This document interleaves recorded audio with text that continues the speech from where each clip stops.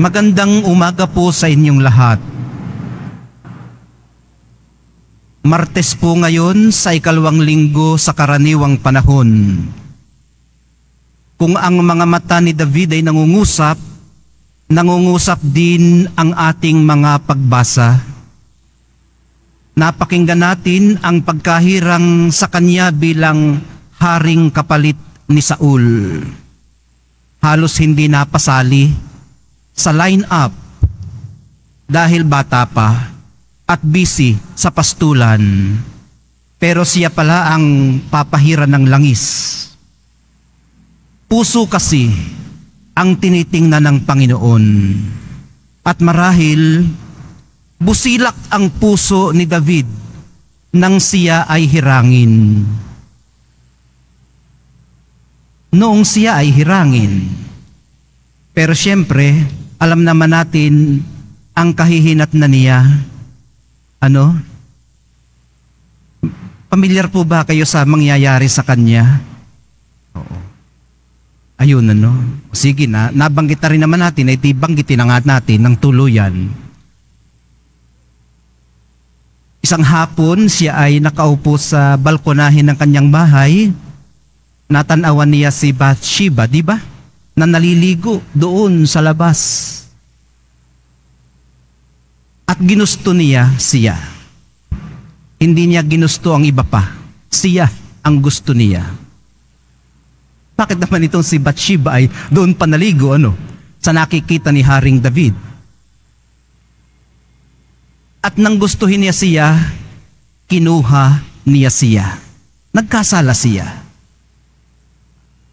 Ibinala niya sa kanyon, sa gyera, yung asawa ni Bathsheba at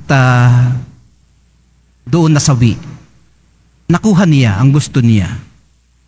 Pero matagal pa naman yan. Nasa paghirang pa lamang tayo kay Haring David. At maganda sigurong isaisip natin nang hirangin siya, nakita ng Diyos ang pagiging busilak ng kanyang puso. Nabanggit din na nangungusap ang kanyang mga mata. Kasi, pag tumingin ka sa mga mata, yun daw ang window o bintana ng kalooban. Pag tumingin ba kayo sa mga mata ng inyong katabi, ano kaya ang inyong makikita? Busilak din kayang puso? O maitim na paghahangad, masamang iniisip sa kapwa?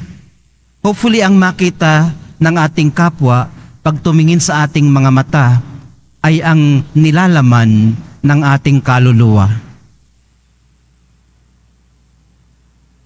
Ang sabi sa Salmong Tugunan, ang piniling lingkod na ito'y si David, aking pinahiran ng banal na langis. Naalala ko lang ngayon, si Saul binuhusan ng langis sa ulo. Si David pinahiran. Ano kayang kaibahan noon? Sabi pa sa Salmong Tugunan, kaya't palagi ko siyang aakbayan at siya'y lalakas sa aking patnubay. Yun pala ang dulot ng pagpapahid ng banal na langis. Sasamahan ka lagi sa iyong paglalakbay sa buhay ng Panginoon at palalakasin ka. Naalala niyo po kung kailan tayo pinahiran ng banal na langis? Noon pong tayo'y binyagan, sumaatin ang Espiritu. At magmula noon, hindi na naman yan inuulit. Sinamahan na tayo ng ating Panginoon. Siya ring nagpapalakas sa atin pag tayo ay nanlulupaypay. Kung inyo pong maalala, sa mga pagbasa natin noong simbang gabi, sa linyada po na ito ni Jesse, sumuloy o sumibol o umusbong ang Mesiyas sa kingly class, sa makaharing linya ng mga tao. Sa inyo,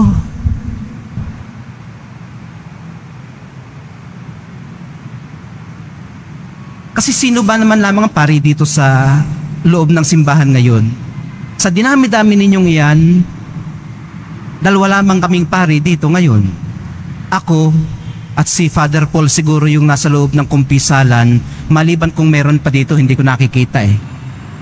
O maliban kung may paring nakaupo diyan kasama ninyo na nagsisimba o magkukumpisal. So ganun ang ratio, no? Napakarami ninyo, kami kakaunti. Sa inyo galing ang Mesiyas sa linya ng mga naglilingkod. Sa Ebanghelyo po naman natin ngayon, nire-recall ang ginawa ni Haring David nang magutom siya at ang kanyang mga kasama. Kinain nila ang tinapay na handog sa Diyos, na nakalaan lamang para sa amin ng mga saserdote, sa priestly class, sa mga pari. Pero hindi nila ito ipinagkasala. Nakaakbay man sa kanya, kay David, at namamatnubay ang Panginoon, ginawa rin naman niya ang kanyang bahagi para panatilihin ang kanilang lakas. Nang sila'y magutom, kumain sila.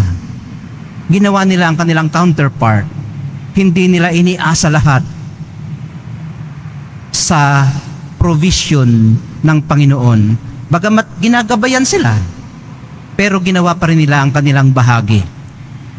Kasi alam niya ang mas mahalaga. Alam niya ang mas mahalaga. Alam din po ito ng ating mahal na poong Jesus Nazareno. Malakas siya sa halataan at marahil ay nahalata niya agad na, sabi nga sa Binisaya, pataka lang, di ba mga Bisaya? Pataka lang bala ang sinabi ng mga Pariseyo. Ibig sabihin ng bablaf lang tungkol sa pagbabawal mangitil ng uhay habang naglalakad sa panahon ng pamamahinga. Dahil wala naman talagang ganong sinasabi sa lumang tipan. Imbento lamang ng mga Pariseyo o sariling interpretasyon. Ang matindi pa nito, ipinagpapalagay nilang may divine authority ang sarili nilang paraan ng implementasyon ng kautusan.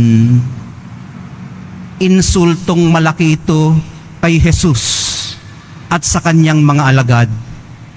Dahil sa pamamagitan po ng pagpapataw ng sarili nating version ng kautusan, ina-assume din po nating ignorante sa batas ang ating kausap. Bumalik naman sa mga Pariseyo ang kanilang ibinato nang tanungin sila ni Jesus ng, hindi pa ba ninyo nababasa ang ginawa ni David? Para bang sinasabi niya na,